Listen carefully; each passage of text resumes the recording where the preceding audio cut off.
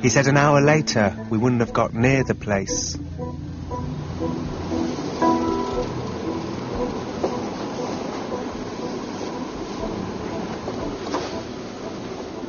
I think we're being followed.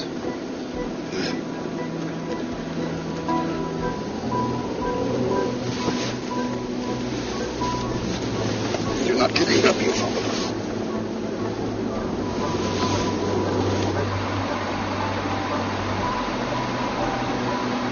I'm not sure that we're being followed after all. It could be innocent.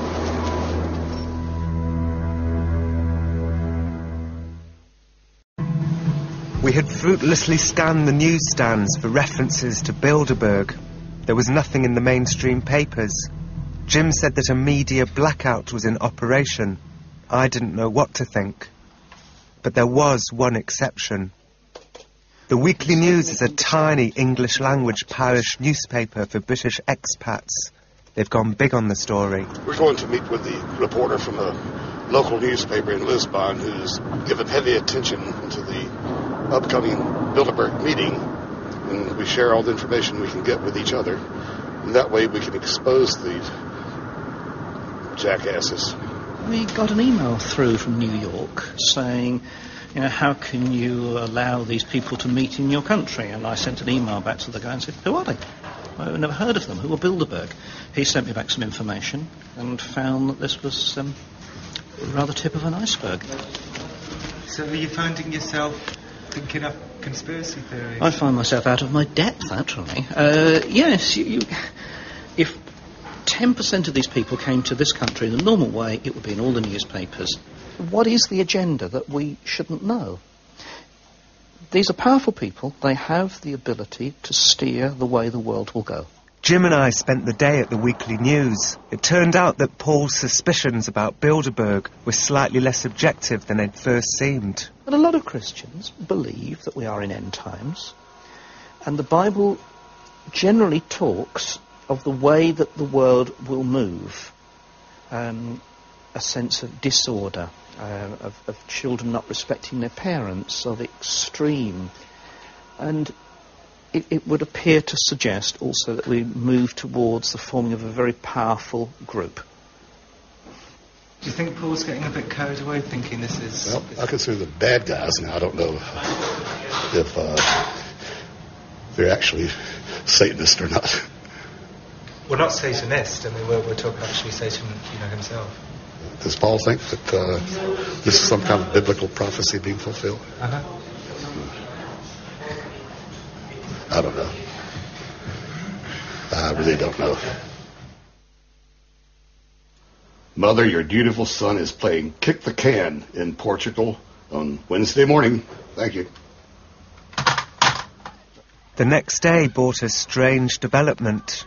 The new Weekly News was supposed to hit the newsstands today. Another Bilderberg expose. O jornal? The news. Não. Não vende aqui, não segue todo.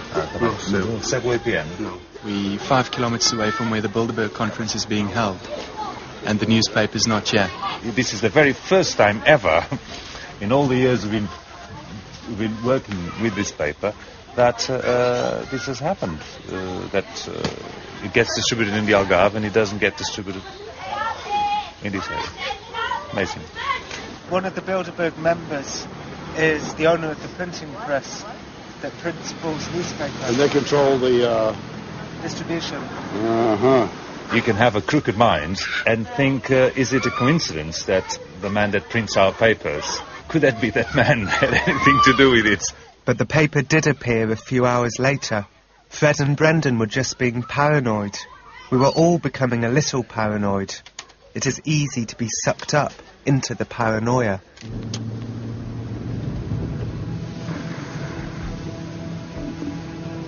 So this is the scene of the crime. This was supposed to be an easy day. Jim simply wanted to verify that the complete shutdown of the Caesar Park had been accomplished. The plan was to drive up there and be turned away at the gate. Then we'd drive back to our hotel for a leisurely afternoon by the pool and in the bar. Hi. Hi. Just going to the hotel. Hotel, then. But it was not to be. The gatekeeper lifted the barrier and waved us in with a cheerful smile. I'm surprised already. So we're back inside.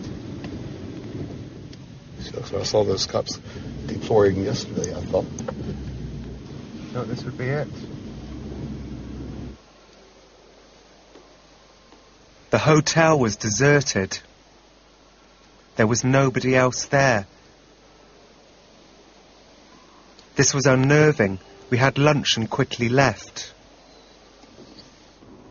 David Barker, the cameraman, did the driving because we didn't expect anything to happen.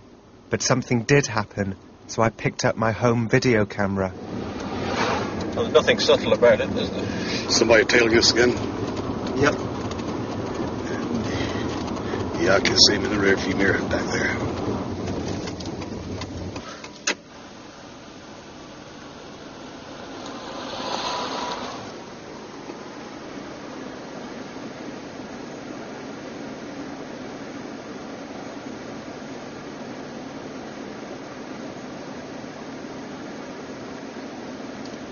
Looks like we have a waiting game here.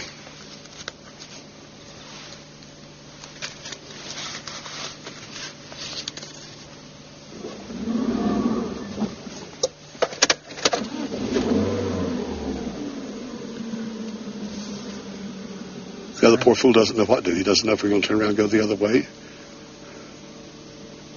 What should we do? Just do what we're doing. Stop acting suspiciously.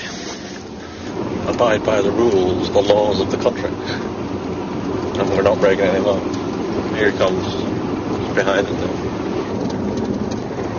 He's behind us again, Jim. Yes. I couldn't see him. Oh, yeah. He's hanging way back.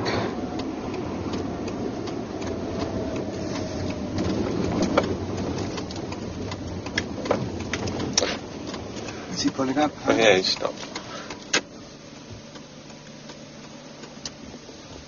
And he knows that we know he's there.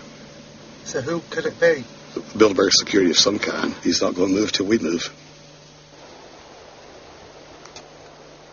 Do you think they might shoot us? I don't think so. I think it'd be too big of a story to have a fat old dead reporter lying on the shoulder.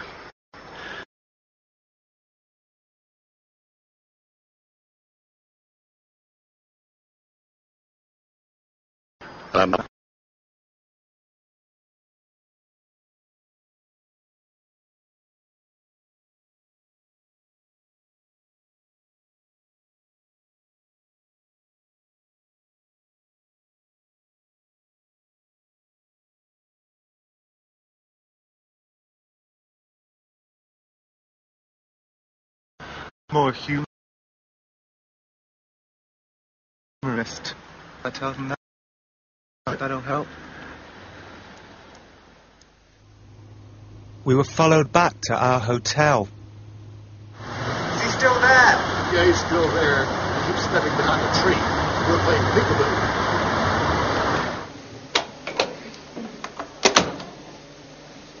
So if the bit of plastic is on the floor when we get back, instead of in the door, we know somebody's been in the room. I've got one on this door as well. This is because when I came back to my room just now, after having a walk on the beach, things had slightly moved in the room, and a different key. One of these with the number 408 on it, which hadn't been there before, was in the power thing against the wall. So somebody has been in my room without question. So that's why I put a bit of plastic here and a little bit of plastic on your door, David. So if they're on the floor when we get back tonight, we'll move into another hotel.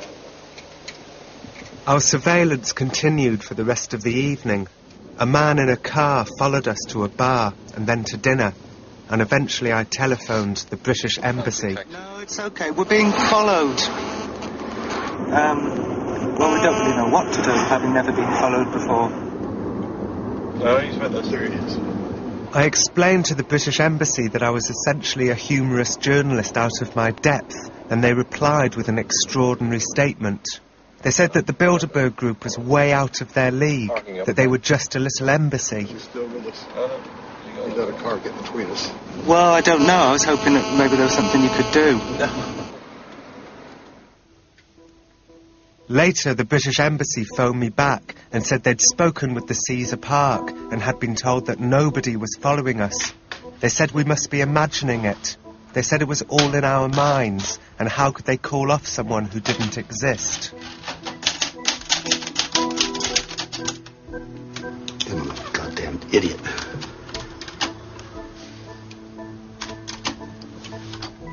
Okay, we call it Bilderberg sets a trap. Was that black car following them, or was paranoia setting in?